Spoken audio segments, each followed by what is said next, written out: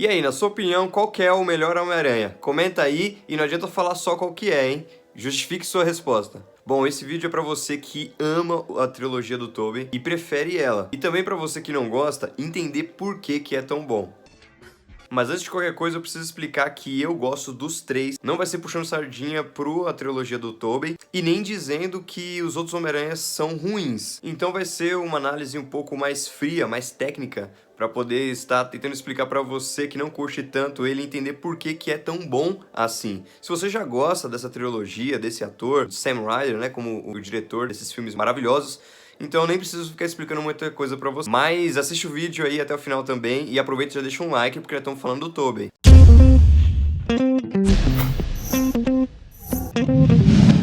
São tecnicamente 6 razões para que essa trilogia seja tão bom. Então, acompanha aí e já vai lascando os comentários. Mas no geral, se for levar em consideração aos quadrinhos, o Homem-Aranha do Tobey Maguire, ele se sai melhor como um Peter Parker, sabe? Quando ele tá só como um estudante ali, um trabalhador, né, em casa. Então, ele, dos três, como um Peter Parker, ele acaba saindo melhor, né? Tem as melhores tramas, os melhores dilemas, né? É bem mais empolgante, bem mais divertido, é bem mais da hora ver o Peter Parker da trilogia do Tobey. Já os dois filmes do Andrew Garfield, ele fica bem melhor como Homem-Aranha, porque é aquele Homem-Aranha zoeiro, aquele Homem-Aranha bem expressivo, e olha que eles têm um ponto positivo que é da computação gráfica que tá bem melhor, só que isso não vamos considerar muito, né? Mas tem as melhores cenas, as acrobacias lá que ele faz, tá bem mais bonito no Homem-Aranha do Andrew Garfield, só que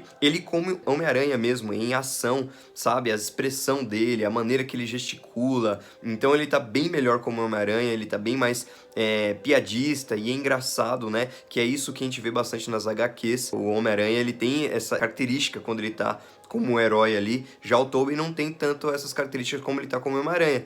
Mas como Peter Parker, ele se sai bem melhor. O Andrew, ele se sai bem melhor quando tá como Homem-Aranha. Já como Peter Parker não é tão legal assim. Já o Tom Holland, ele não é tão bom como Homem-Aranha quanto o Andrew.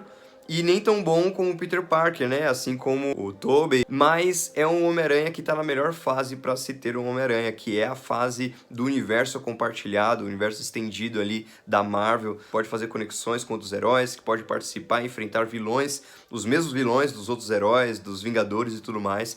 Então, no básico aí, em comparação às HQs, né? Como referência, nesses três Homem-Aranhas, cada um tem o seu mérito, né? E eu poderia descrever infinitos méritos que tem cada um ali, um que é melhor que o outro, mas esse vídeo não é para fazer uma comparação em si, mas é para nós vermos essas 6 razões para que a trilogia com o Tobey Maguire seja tão bom assim. E a primeira coisa é que ele conseguiu pegar todos os elementos ali da bandeja da Mary Jane sem precisar de computação gráfica.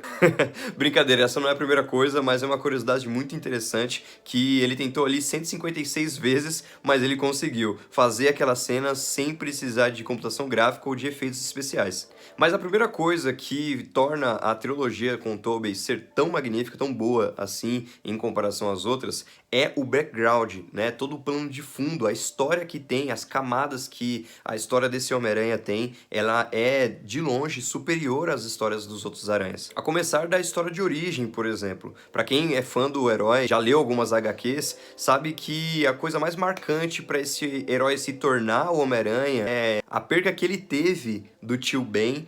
E a forma que ele perdeu o tio Ben é uma forma muito marcante. Isso forjou o Homem-Aranha, né, a ser o herói que a gente conhece. E a primeira trilogia, ela conseguiu trazer isso de uma forma marcante, de uma forma bem pesada, né? Então, esse background ficou muito bem estruturado. Eu tenho certeza que você aí, que é fã do herói e assistiu todos os filmes do Aranha, vai se lembrar bem mais da morte do tio Ben na primeira trilogia do que da morte do tio Ben nos 2 filmes do Andrew Garfield. Já do Tom Holland, nem sequer mostrou isso daí, que é um fator tão fundamental na história do Homem-Aranha. E junto com esse plano de fundo, nós temos não só o tio Ben, né, mas tem vários outros personagens que se saíam bem melhor nessa trilogia, como a nossa saudosa tia May, né? A Tia May velhinha ali, né, debilitada, ela é muito importante para poder trazer mais peso para a história, para a personalidade do Homem-Aranha e quem ele é. O Homem-Aranha, ele é aquele cara que a gente gosta de se identificar com ele, e a Tia May, ela tem um fator muito importante para que a gente consiga fazer isso daí. Temos também o seu amigo Harry, que tá muito bem também nessa narrativa. Então, a gente vê as atitudes do Homem-Aranha e entende o porquê. Porque tem um background ali muito bem estabelecido e bem contado. E isso faz a gente chegar no segundo ponto, na segunda razão, para que essa trilogia seja tão boa assim, que é a identificação. O melhor mérito que um super-herói pode ter para conseguir alcançar a audiência e fazer sucesso é fazer com que as pessoas possam se identificar naquele herói. Esse é o motivo para que o Homem-Aranha seja um dos heróis, se não o herói mais popular, né, em toda a cultura pop aí, porque é o herói que consegue atingir mais pessoas. Por exemplo, nós temos vários heróis, vou falar agora da DC Comics, por exemplo, que tem o Superman, tem o Batman, tem a Mulher Maravilha, que são os maiores heróis, né, da cultura geek, só que eles não são tão populares porque a gente não consegue se identificar tanto com eles. De uns 20 anos pra cá, né, eles começaram a fazer histórias com que a gente conseguisse se identificar mais e se enxergar mais nesses heróis. Só que o Homem-Aranha, ele começou antes a fazer isso, com histórias que nos fazem nos lembrar dos perrengues do dia a dia, das dificuldades familiares, das dificuldades financeiras, das dificuldades emocionais, né, de relacionamento, de trabalho. Então a gente consegue se identificar bem mais com o Homem-Aranha, e isso que é da hora no Homem-Aranha. Isso que é legal, essa coisa mais divertida que tem no Homem-Aranha é você conseguir se identificar nele. E dentre os 3 Homem-Aranhas que nós tivemos aí no cinema, o Homem-Aranha do Tobey é o que a gente mais consegue se identificar. Ele conseguiu trabalhar mais e mostrar mais, gerar mais identificação com o seu público. O Homem-Aranha do Tobey, ele tem desilusão amorosa, ele tem que cuidar de uma idosa, ele tem que trabalhar, tem que engolir bastante sapo no trabalho, né? E ele tem que dividir as suas 2 vidas, né? Ali, a sua vida secreta, que é o Homem-Aranha, e ele tem que enfrentar os vilões e passar por depressão, e passar por dificuldade e tudo mais. Já os outros aranhas, o Andrew mesmo, ele não tem nenhum tipo de desilusão amorosa, a tia dele, a tia May, não é tão idosa, a gente não vê ele passando por grandes dificuldades no trabalho, nem na escola, assim como o Tom Holland também. O Homem-Aranha dele não passa por esses dilemas, esses grandes problemas. O Homem-Aranha do Tom Holland, ele não trabalha, então ele não passa dificuldades com o JJ, por exemplo. Se a tia May, do Andrew, já não era idosa, já conseguia se cuidar legal, a do Tom, ela tá novaça, então ela tá inteirona ali, ela não precisa da ajuda dele, ele não tem que ficar se preocupando com ela. Ele tem uma decepção amorosa ali no primeiro filme, né, com a Liz, mas não foi um relacionamento tão aprofundado assim para que criasse um peso no momento da despedida. Ele acaba tendo que romper ali, né? A história faz os dois romperem ali e não desenvolverem esse relacionamento. Mas na trilogia do Tobey, por exemplo, você percebe que Peter Parker, ele é extremamente apaixonado pela Mary Jane, obcecado pela Mary Jane, ele gosta tanto dela, e no momento em que ele conclui que ele não pode ter um relacionamento com ela, e no final do filme, quando ele se despede dela ali, criou muito mais peso. Então são esses fatores que você percebe que a primeira trilogia conseguiu retratar de uma maneira bem melhor, de uma maneira bem mais detalhada, bem mais forte, bem mais marcante. Então é da hora a gente se identificar com o Homem-Aranha, né? Da mesma forma que você pode se identificar com esse canal aqui, o Cenário, o seu canal de fãs, de filmes, de animações, de séries. Nós vamos estar aqui sempre falando sobre esses assuntos, então se inscreve aqui pra gente poder estar conversando mais e sempre compartilhando novidades, curiosidades e muito mais. E esse foi só o segundo motivo para essa trilogia ser tão boa. O terceiro motivo são as referências às HQs. Aquele fã mais antenado nas HQs ali percebeu inúmeras referências às HQs, tem até imagens que são exatamente semelhantes, como aquela do beco ali, onde o Homem-Aranha ele deixa o uniforme na lata de lixo. Aquilo ali ficou perfeitamente idêntico às HQs. Por falar em referência, 2 coisas que não ficaram tão parecidas com as HQs, uma é o uniforme e a segunda, que é a maior crítica que tem a essa trilogia, muita gente não gosta das teias orgânicas, né, que ele não precisa fabricar suas teias, nem usar um atirador de teia. O uniforme, eu confesso que, em comparação às HQs, ficou um pouco esquisito, mas eu não achei feio, não ficou zoado. Ele acaba sendo um uniforme mais caidinho em comparação aos outros, mas o que eu gostaria de falar aqui como um ponto positivo e um dos motivos de ser tão bom essa trilogia é que as teias orgânicas, elas fizeram o Homem-Aranha ter um poder de verdade, vamos assim chamar. Observe os outros heróis, eles têm superpoderes.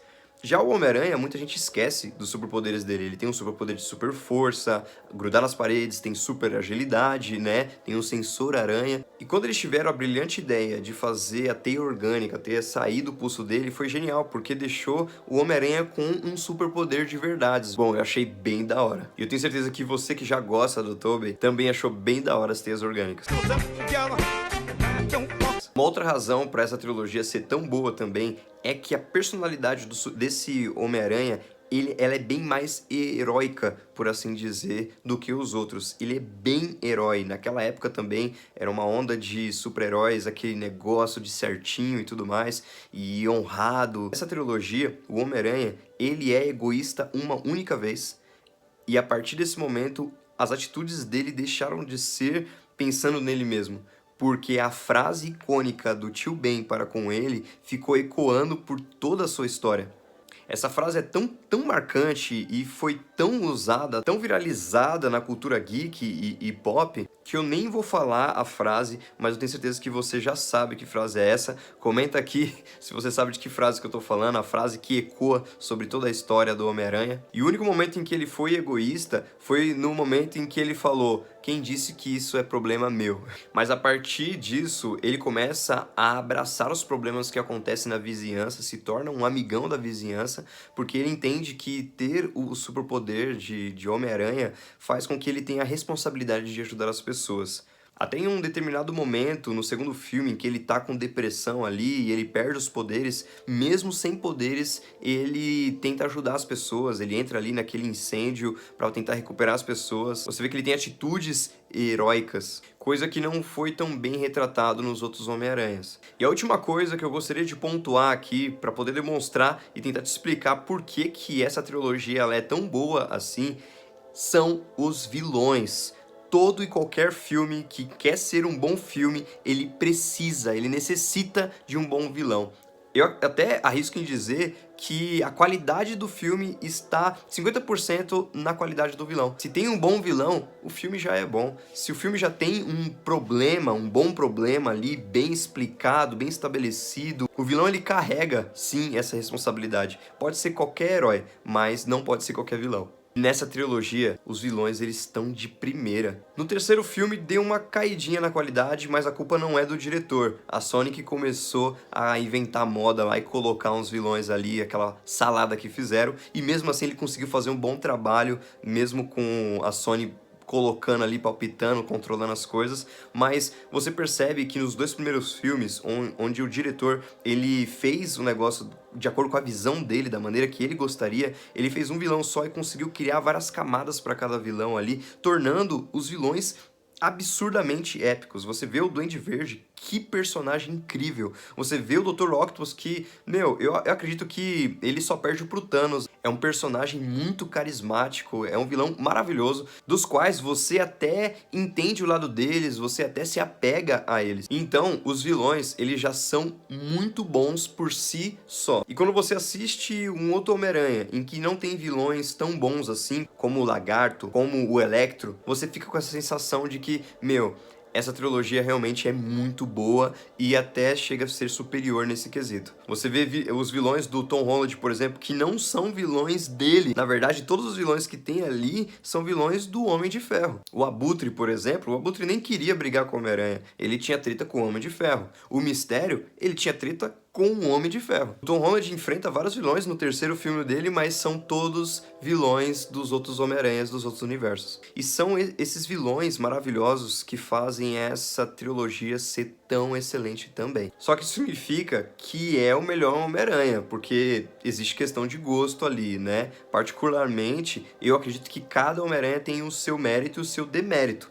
Por exemplo, essa trilogia ela é excelente, ela é maravilhosa. Porém, tem ali umas coisas que eu acho que é um demérito, né? Por exemplo, o elenco, ele tem um talento muito grande, porém, eu sinto que eles já são adultos, né? Você assiste o filme e você não sente que é um adolescente, que é um jovem ali, eu vejo adultos ali, né? O elenco, todo mundo já é marmanjão, então não consegui me identificar tanto com a idade deles. Outro lance que me incomoda bastante na trilogia do Tobey é, nos 3 filmes, o romance do Peter com a Mary Jane fica na mesma coisa, fica aquele lenga-lenga, vai e volta, e a Mary Jane, que é um personagem maravilhoso, curto muito esse personagem, mas nesse filme ela ficou muito songamonga, ela ficou muito só gritando, ficou muito instável ali, não sabia se gostava do Peter ou do Harry. Isso daí eu já tinha visto no primeiro filme, então eu confesso que foi meio chato acompanhar nos demais filmes. Já um ponto positivo para os filmes do Andrew, por exemplo, que o romance dele com a Gwen Stacy é o maior ponto que tem positivo nesses 2 filmes. É maravilhoso, eles são um casal excelente, é um casal muito fofo, muito bonito. Sem falar da computação gráfica, sem falar das atuações do Andrew como Homem-Aranha ali com o uniforme. E a do Tom Holland, por exemplo, um grande mérito que tem nesses filmes é essa fase do UCM. É divertido de ver a interação com o restante do UCM. Gostei bastante do elenco, adolescentes de verdade, uma diversidade de etnias, tá trazendo novidade. Gente, como um fã do Homem-Aranha, eu quero ver filme, eu quero ver a história, eu quero ver atores diferentes interpretando sim, eu quero mais história, quero série do Homem-Aranha, outros filmes do Homem-Aranha. Pra mim não tem problema, não tem esse negócio de porque eu gosto de um, não vou gostar do outro, mas comenta aí qual que é o seu herói favorito e se você concorda com os pontos que eu destaquei aqui, coloca o seu ponto aí, o seu mérito de um filme ou demérito de outro, a qualidade, né, um defeito de um filme, quero ver sua opinião também. Obrigado por ter assistido esse vídeo e até o próximo.